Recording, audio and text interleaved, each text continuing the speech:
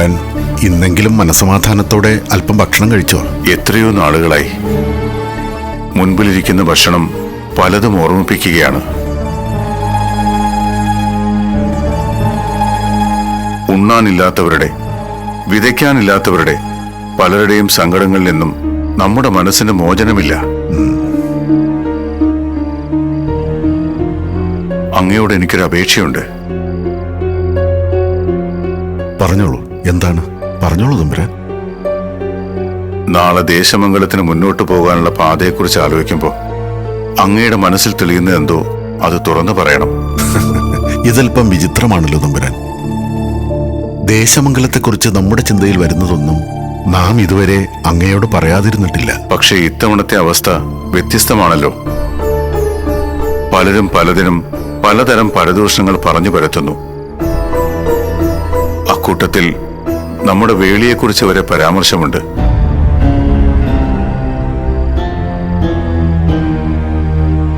നാട് വാഴുന്ന തമ്പുരാൻ ഒരു അനാഥ പെൺകുട്ടിയെ വിവാഹം ചെയ്തിരിക്കുന്നു. തെറ്റ്. ആ വിവാഹബന്ധത്തിൽ നാടിനെ തന്നെ ഇല്ലായ്മ ചെയ്യുന്ന ജന്മദോഷത്തിൽ ഒരു കുഞ്ഞു പിറന്നിരിക്കുന്നു. അത് അതിനേക്കാൾ വലിയ തെറ്റ്.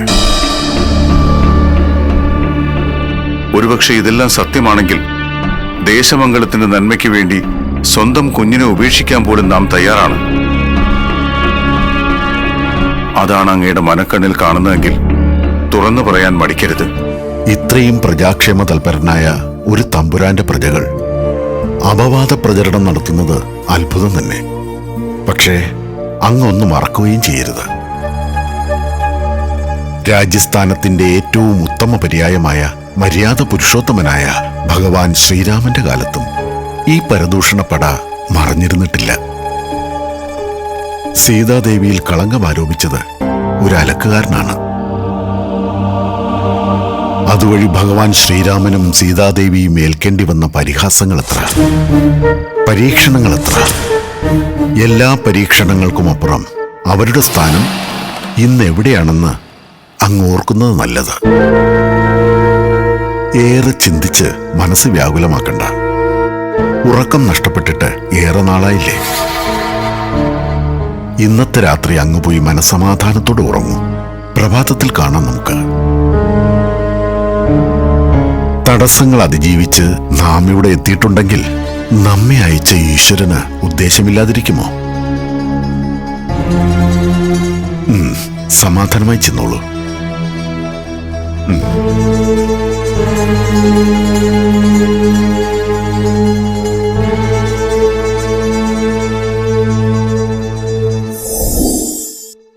സിന്ദൂരാരുണ വിഗ്രഹാം ത്രിനയനാം മാണിക്യമൗലിസ്ഫുരത്താരാനായകശേഖരാം സ്മിതമുഖീം ആപീനവക്ഷോരുഹാം പാണിഭ്യാം അളിപൂർണരത്നചഷകം രക്തോത്പലം ബിഭ്രതീം സൗമ്യാം രത്നഘടസ്ഥരക്തചരണാം ധ്യായേത് പരാം അംബികാം.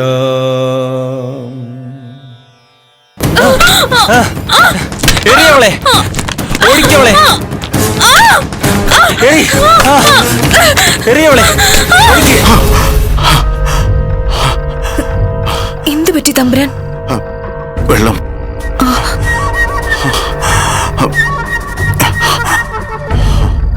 ഇതാ.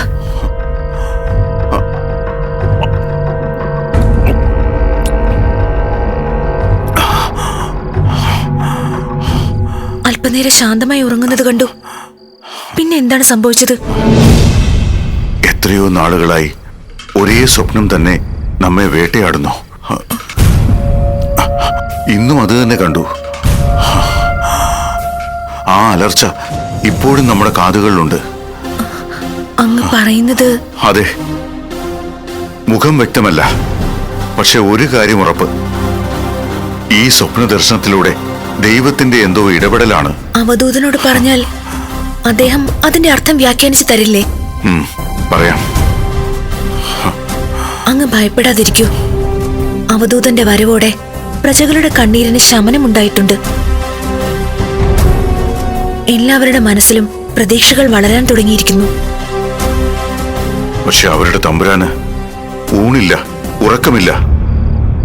അവധൂതനെ ഇപ്പൊ തന്നെ കാണുന്നോ? പാടില്ല. അദ്ദേഹം നമ്മുടെ അതിഥിയാണ്, ദൈവത്തിന്റെ പ്രതിനിധിയാണ്. ആരാധനയെ പാടുള്ളൂ, ബുദ്ധിമുട്ടിച്ചുകൂടാ.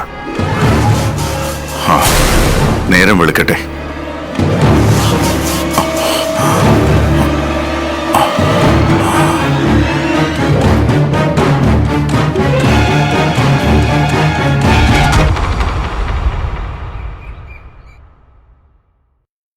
സ്വാമി, എന്താണ് ഈ വിചിത്രമായ സ്വപ്നത്തിന്റെ അർത്ഥം? ശാന്തമായിരിക്കാൻ അങ്ങ് എന്നെ ആശീർവദിച്ചു, പക്ഷെ വീണ്ടും അതേ സ്വപ്നം.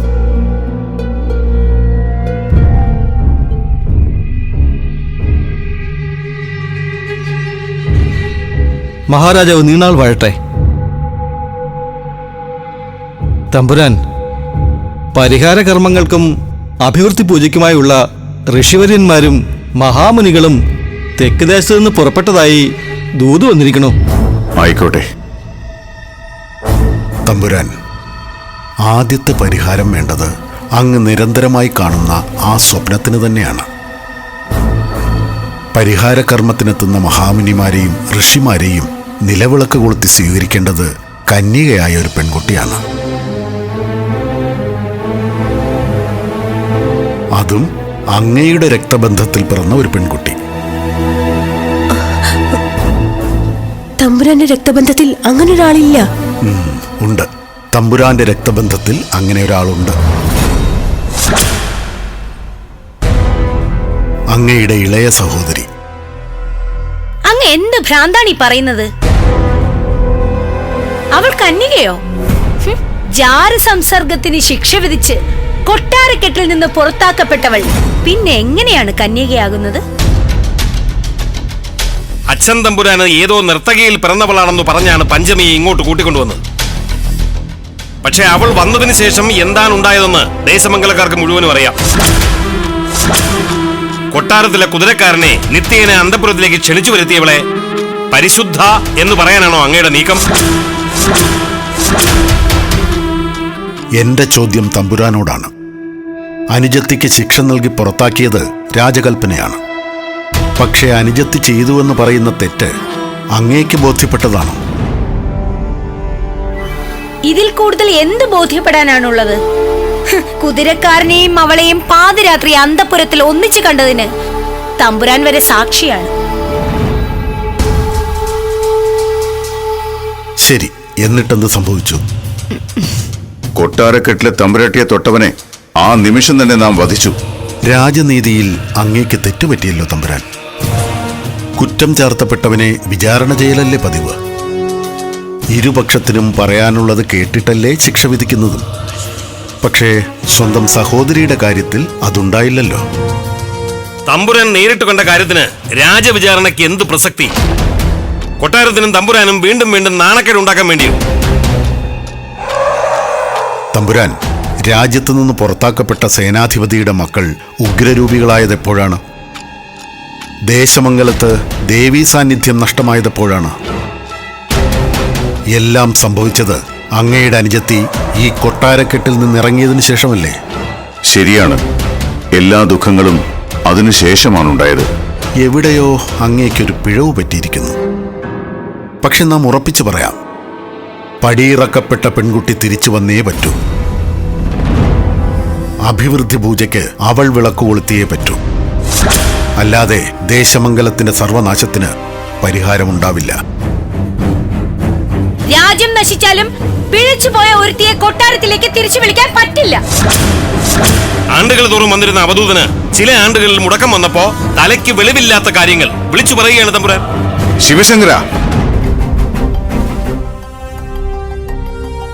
അങ്ങ് ക്ഷമിക്കണം.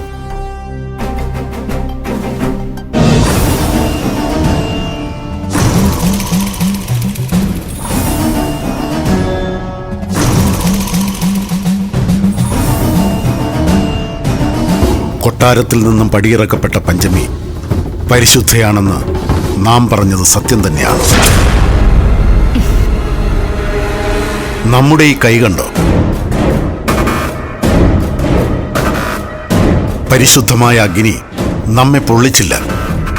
ശിവശങ്കരനും ശകുന്തളയും പറയുന്നത് സത്യമാണെന്ന് ഇവർക്ക് ബോധ്യമുണ്ടെങ്കിൽ ഇതുപോലൊന്ന് സത്യം ചെയ്യാൻ പറയണം തമ്പുരാൻ. ഹെ, ഇത്തരം ഭ്രാന്തുകൾക്ക് നമുക്ക് സൗകര്യമില്ല തമ്പുരാൻ. നിങ്ങൾ രണ്ടുപേരും സത്യം ചെയ്തേ പറ്റൂ. ഇക്കാര്യത്തിൽ നമുക്ക് വിട്ടുവീഴ്ച ചെയ്യാൻ ഉദ്ദേശമില്ല. കൽപ്പന അനുസരിക്കാൻ ഉദ്ദേശമില്ലെങ്കിൽ ശിരച്ഛേദം ചെയ്യാനും നാം മടിക്കില്ല. തമ്പുരാൻ, അരുത് തമ്പുരാനെ.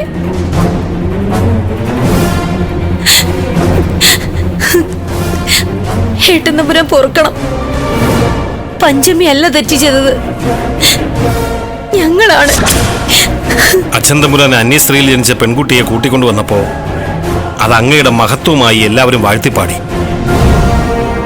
പക്ഷേ ശകുന്തള അസ്വസ്ഥയായിരുന്നു. പഞ്ചമിക്ക് അങ്ങ് കൊടുക്കുന്ന പരിഗണനകൾ കണ്ട് ഇവൾ ആത്മഹത്യക്ക് വരെ ശ്രമിച്ചു. ഇനിയും അവരെ കൊണ്ട് കൂടുതൽ പറയിക്കുന്നത് എന്തിനാണ്? രക്തബന്ധം തന്നെ ചതിച്ചു.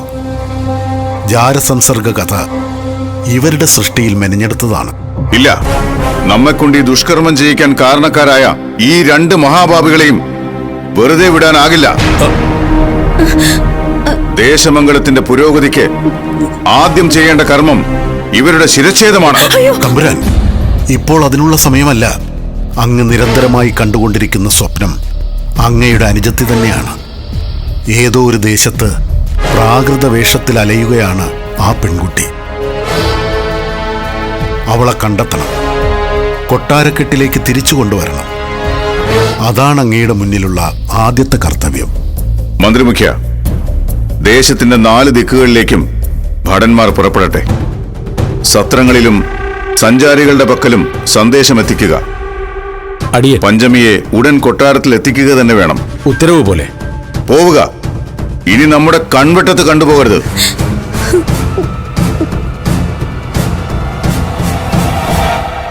അനീതി നിറഞ്ഞൊരു വിധി നമ്മുടെ നാവിൽ നിന്നും അറിയാതെ വന്നുപോയി. അങ്ങ് ദുഃഖിതനാവാതിരിക്കൂ. ഇനിയെല്ലാം പഞ്ചമി വന്നതിന് ശേഷം.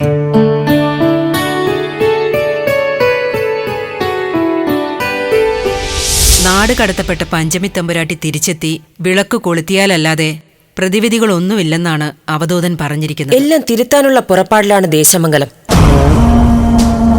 പഞ്ചമിയെ നാടുകടത്തിയതോടെയാണ് ദേശമംഗലത്തിന്റെ നാശം ആരംഭിച്ചത്. ഐശ്വര്യം വിട്ടൊഴിഞ്ഞ് അവസാനം കുലദൈവമായ ദേവി പോലും പടിയിറങ്ങിയത്.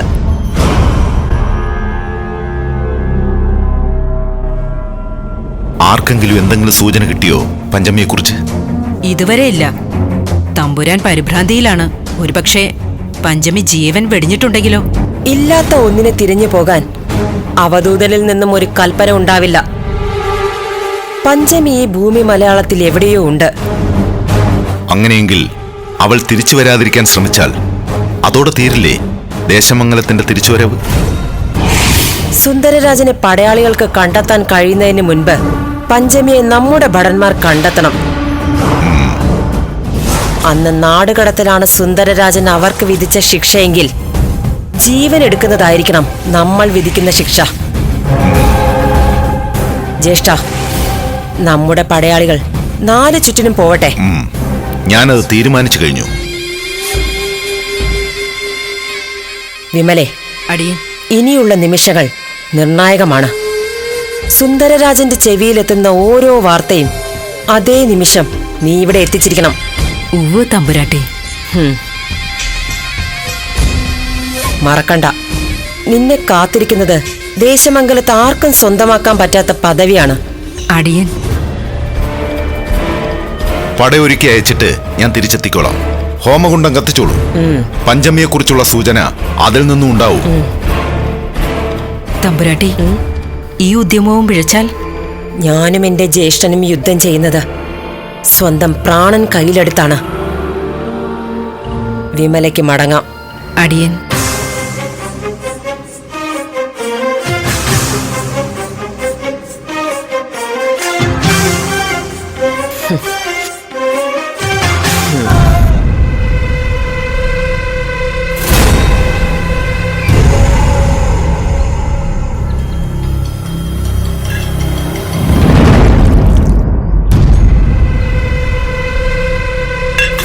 ഇനി 3 പ്രാവശ്യം കൈതട്ടുക. കാക്കകളെ ഒന്നും കാണുന്നില്ലല്ലോ. ബാക്കി കർമ്മങ്ങൾ പൂർത്തിയാക്കാം. വരിക.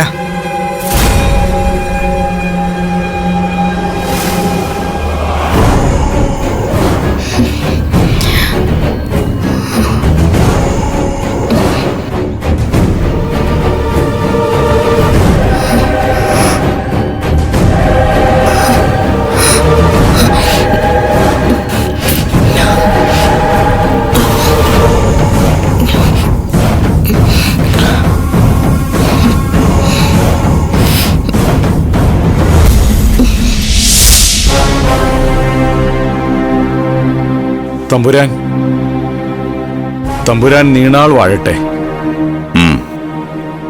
എന്തായി മന്ത്രി? തമ്പുരാൻ, ദേശത്തിന്റെ അതിർത്തികളിൽ എവിടെയും കണ്ടെത്താനായിട്ടില്ല. ഭടന്മാരവിടെയൊക്കെ എത്തിക്കഴിഞ്ഞു. ഇനിയുള്ളത് വിദൂര നാടുകളാണ്. മഹാമുനിമാർ എത്താറായിരിക്കുന്നു. കർമ്മങ്ങൾ എന്തെന്ന് വിധിക്കാൻ അവധൂതൻ കാത്തിരിക്കുന്നു. നാളെ കൊട്ടാരമുറ്റത്ത് പ്രതീക്ഷയോടെ എത്തുന്ന ജനങ്ങളോട് നാം എന്താണ് പറയുക? എത്രയോ കാലങ്ങളായി തമ്പുരാൻ. ഒരുപക്ഷേ ഒരു സാധു പെൺകൊടിക്ക് അതിജീവിക്കാനായിട്ടില്ലെങ്കിലോ? വിഡ്ഢിത്തം പറയാതിരിക്കൂ. സ്വപ്ന ദർശനത്തിന്റെ വ്യാഖ്യാനത്തിൽ പഞ്ചമി ജീവനോടെ ഉണ്ടെന്ന് തന്നെയാണ് അവധൂതൻ പറഞ്ഞത്. അത് കണ്ടെത്തുവാനും ദേശത്തിന്റെ തമ്പുരാന് കഴിയുന്നില്ലെങ്കിൽ സംശയിക്കേണ്ട. അത് നമ്മുടെ കഴിവുകേട് തന്നെ. ഇന്ന് രാത്രി കൂടുതൽ ഭടന്മാർ പുറപ്പെടുന്നു. ഇതുവരെ പുറപ്പെട്ടവരോട് അടുത്ത രാജ്യങ്ങൾ താണ്ടാനും പറഞ്ഞിട്ടുണ്ട്. അതിൽ കൂടുതൽ ഇപ്പോ അങ്ങയെ ആശ്വസിപ്പിക്കാൻ അടിയന്റെ പക്കലൊന്നുമില്ല.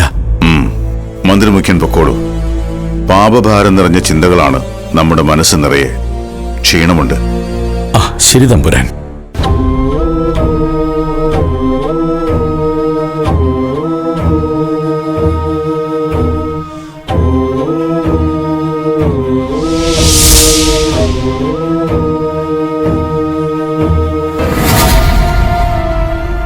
തമ്പുരാൻ, പഞ്ചമിയെ കണ്ടെത്താത്തതിലുള്ള വിഷമമാണോ അതോ അങ്ങയുടെ സഹോദരിയുടെ ചെയ്തികളാണോ അങ്ങയെ വേദനിപ്പിക്കുന്നത്?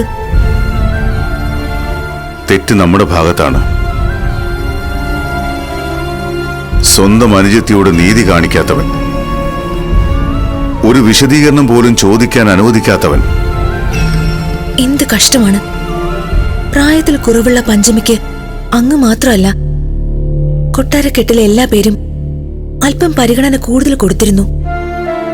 അത് വാത്സല്യമാണെന്ന് തിരിച്ചറിയാൻ അങ്ങയുടെ സഹോദരിക്കോ ഭർത്താവിനോ സാധിച്ചില്ലല്ലോ.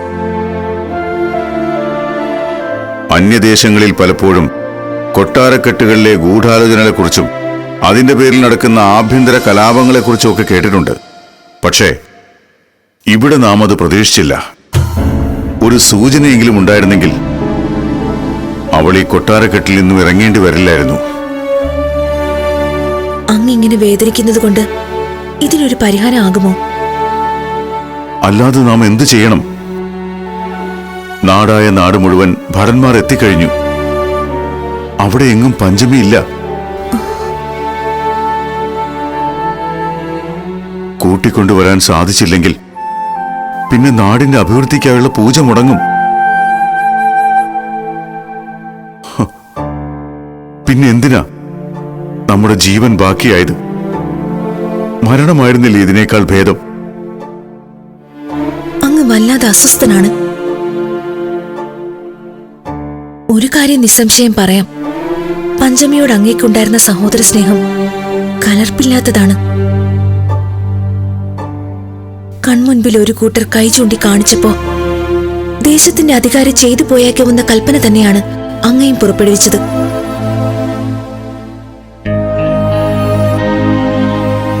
സ്വയം കുറ്റപ്പെടുത്താതിരിക്കുന്നതാണ് ഉചിതം.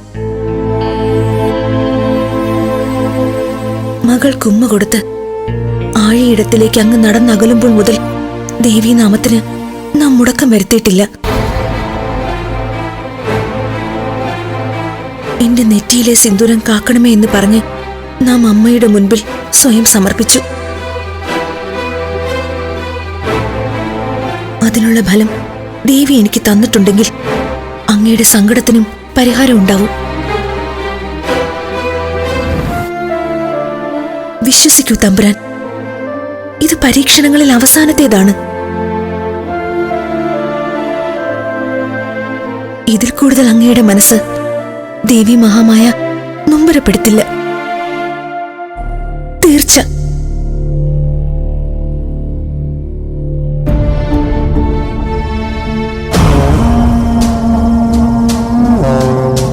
പഞ്ചമിയെ കണ്ടെത്താൻ പറഞ്ഞയച്ച പടയാളികളെത്താത്ത നാടില്ല.